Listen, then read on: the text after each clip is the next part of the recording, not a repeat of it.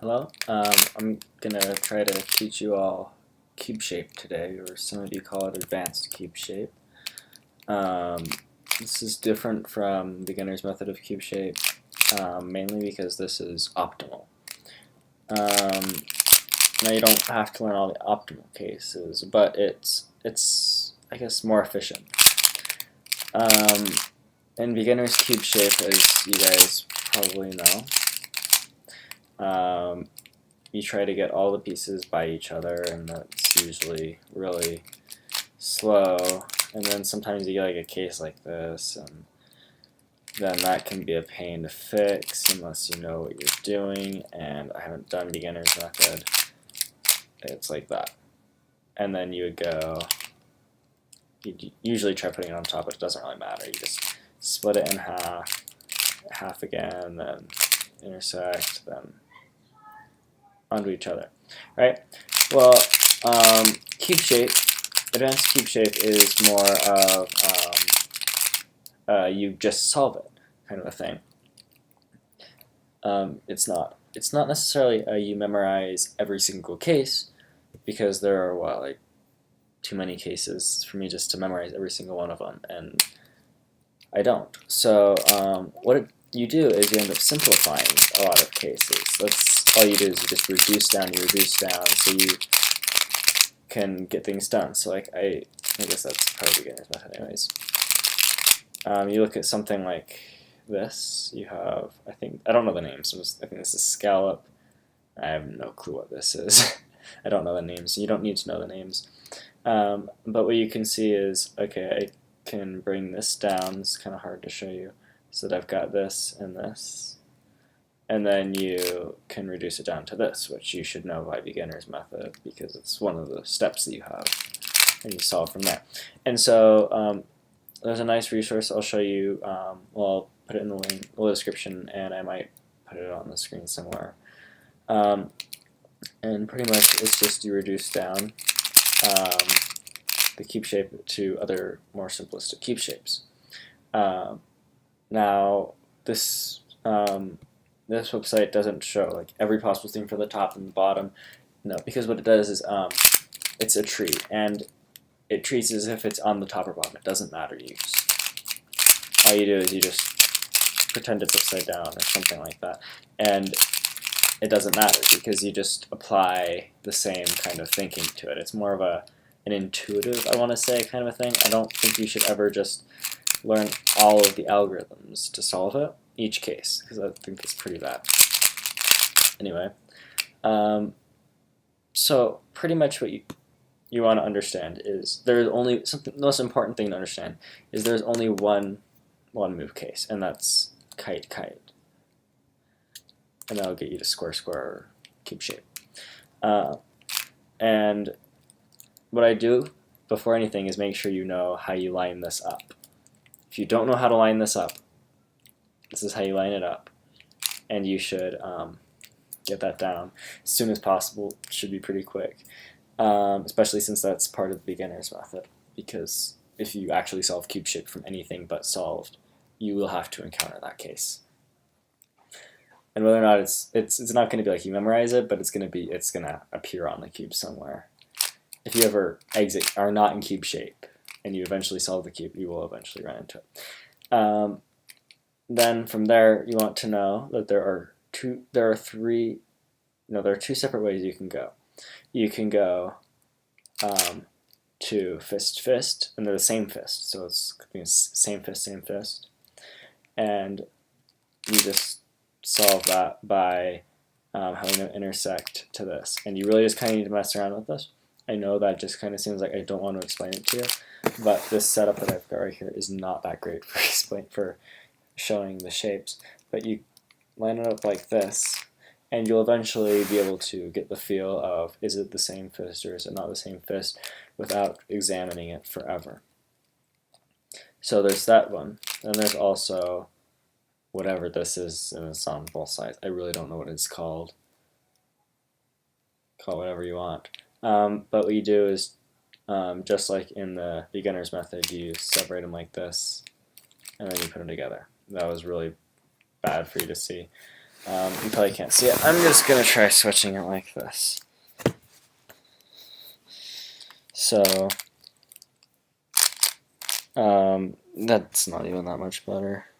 Yeah, I can't really show you the training, but I can at least help you understand. Yeah,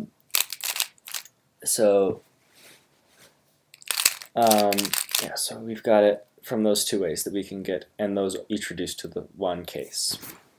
But then you need to simplify things to those, right?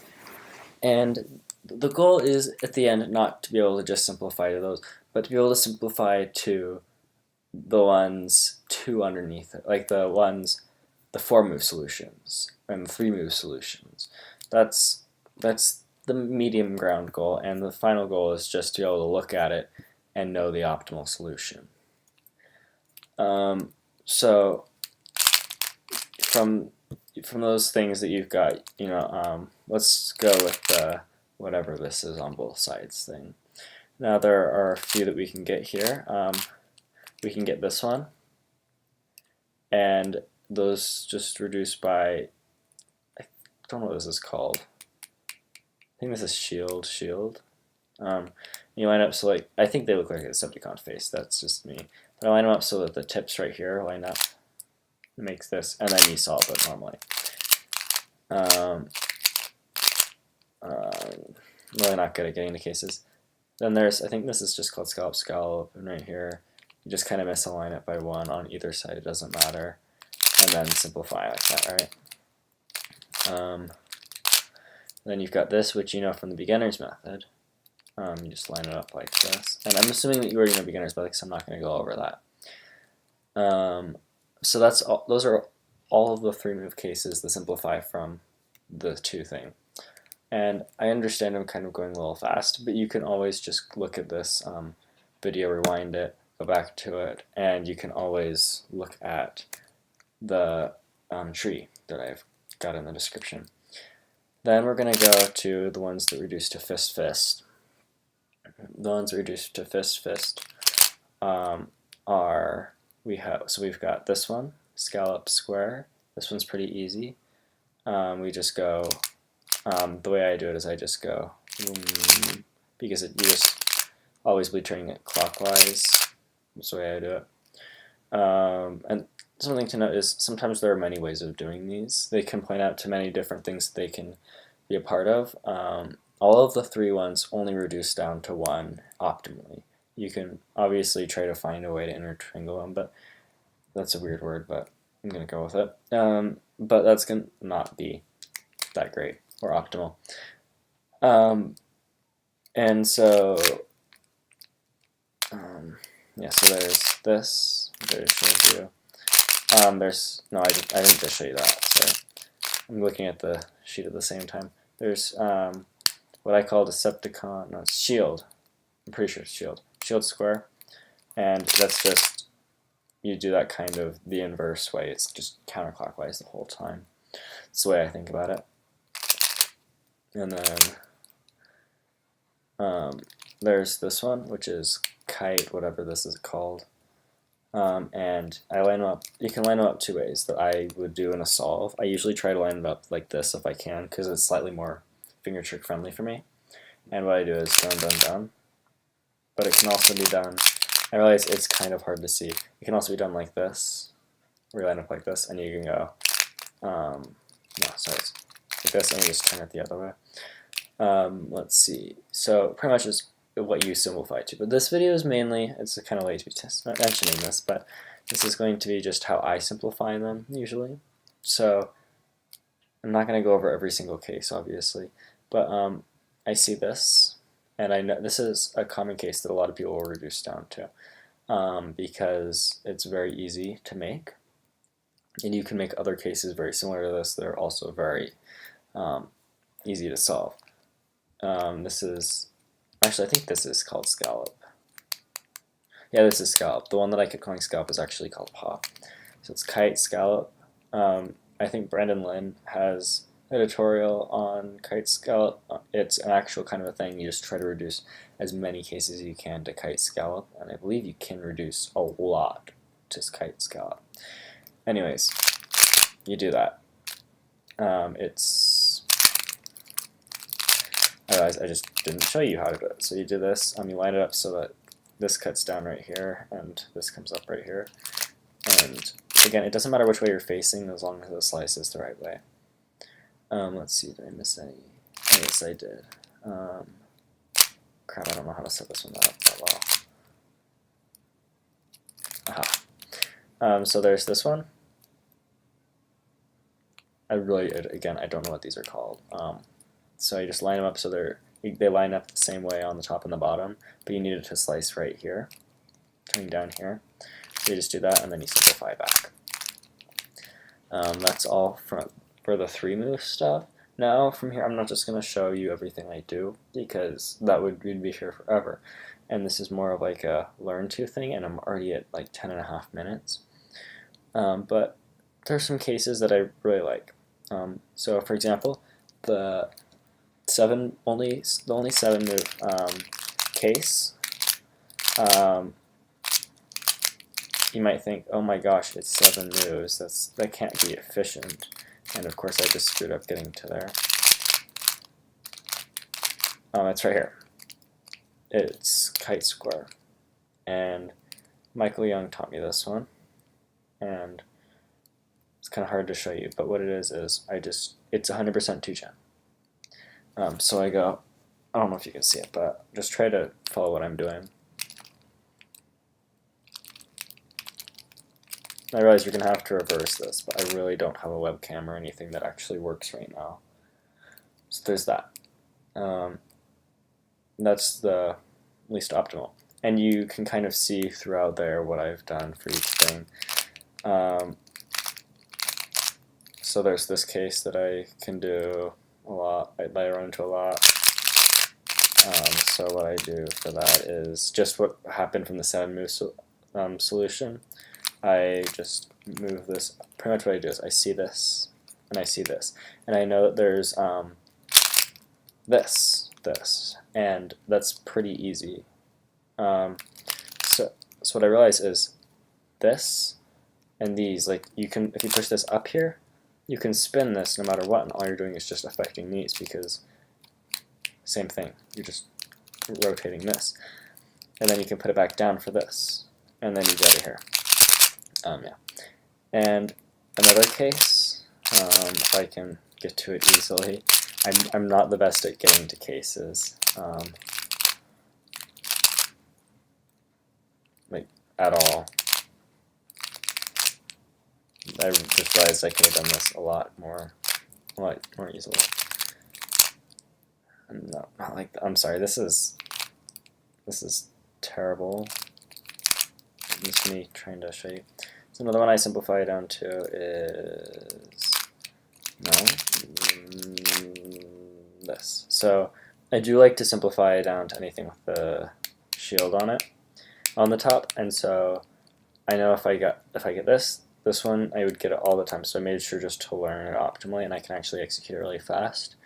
It's just what I do is I line it up and it works with this on the bottom like this, or like this. It really doesn't matter. And it also works if it's on the bottom or whatever way, as long as you're dividing it so that the part that has 2 right here cuts like that, and the horns of fist are coming up on this part. So what I do is, and so well, I guess to make it so you can use it for other things, I just have it lined up like that, right? And then if it's what I do is I try to make it so that I've got a group of 3 down here. So if it's in the front like this, then I'll push it forward like this to put it down. But since it's in the back right here, I'll actually go like this and put it down, and then I'll simplify from this case. So those are the main cases that I like using. I usually can find a way to use them, and most things, like I simplify down usually to the 3rd or 4th. But most things, they just kind of end up being a direct look to the 3rd. And that's something that you should really work on if you want to get a lot faster at square 1. But if you can, again, most cases will simplify. You can pretty much every case I can think of will simplify very easily to one of these cases. Again, it's not about learning an algorithm for each shape, and I realize this video is 15 minutes and I suck at making short videos, but this is probably the most important thing when it comes to learning square one. You can know just a few EPs, not even all the EOs. You know, CO is pretty intuitive. It's like 3 moves anyways, at most, I think, something like that. And CP is pretty quick, and you should definitely know all 7 CPs, or maybe there are only 6, I don't know how many there are. But the most important thing is cube shape, along with look ahead and all those other things. But the most important set of things to learn, like solving it, is definitely cube shape. If you can get cube shape down, I don't know what I average. I don't time my own individual things, but I know some people do. And I do that for events that I don't care about for some reason, like 4x4. But I try timing. If I were you to get better, I would try timing cube shape and try to get it sub 5. That'd be, I think that's good. I don't know. I think when I look at my timer, the timer in the middle of the cells, I think I'm usually done with EO at 7. I want to say it's EO at 7. So maybe I think 5 seconds cube shape is pretty reasonable, considering the fact that I'm not even good at most cube shapes. Just because I haven't found a good way to practice cube shape, but